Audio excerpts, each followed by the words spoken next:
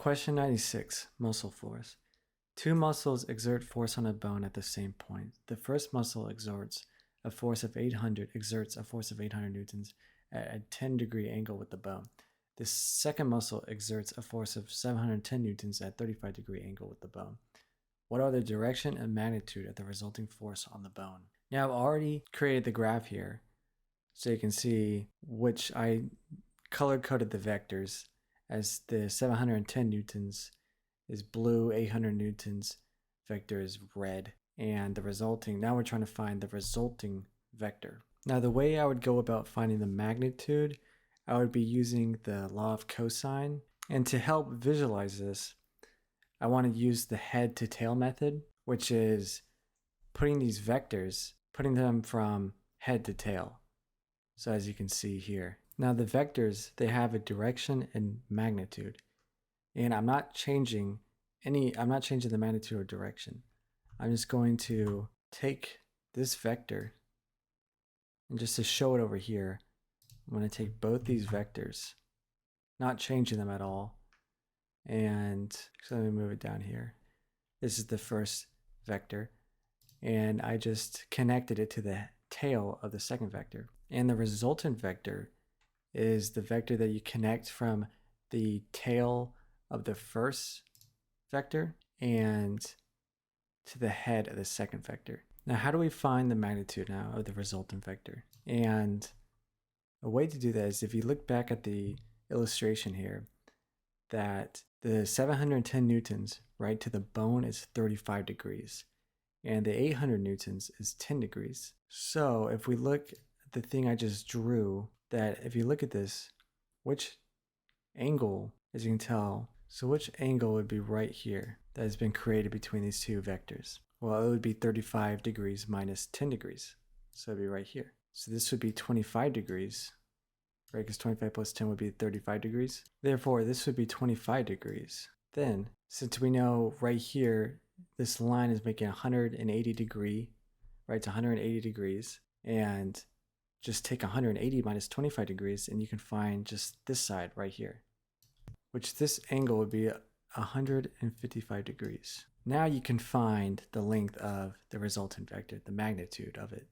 You just use the law of cosine equation, which I can provide that at the bottom of the screen there would be the equation. And putting all the numbers in, the answer you should get is 1,474.33. That would be the magnitude right there. And that would equal C. That's the magnitude, or R. Now to find the direction, if we look at this triangle here, that for the resultant vector, below, right here, this equation, the resultant vector equals Rx plus Ry. Now what is the X component and the Y component of the resultant vector? Well, look here, since we drew the resultant vector here, vectors have an X and Y component. So if you look at this, this would be the X component, and then this would be the Y component. So breaking the Rx and the Ry, you're just adding these two vectors, you're adding their X components together, which would equal Rx, and then same thing for Y.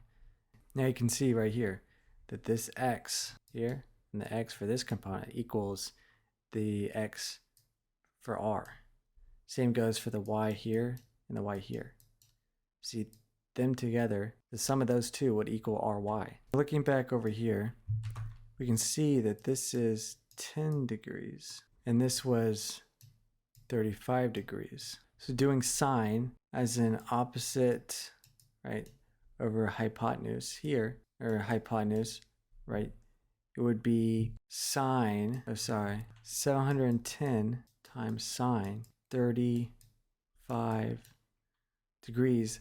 That would be the Y value, which this side would equal 407. And this part right here would be 800 times sine 10 degrees, which that would equal 138.9. Now since J is along the Y-axis, I'm just going to say J and J. And then you would add these together to get Ry. And you do the same thing for the x direction. So this would just be cosine. You know, it'd be 800 times cosine 10 degrees. And the same thing here. 710 cosine 35 degrees. Then you would add those up. So ry would equal 546. Rx would equal 1369. And x, this would be I, and this would be j. Now to clean this up, you can see, and it makes sense. Like the x direction, right, this is 1369. And then in the y direction is 546, which makes sense. The length of this is shorter than the length of this hypotenuse of this triangle here. It's less. And to find the angle, right, we're going to use tangent, inverse tangent to find, which inverse, to find the angle, inverse tangent to y over x.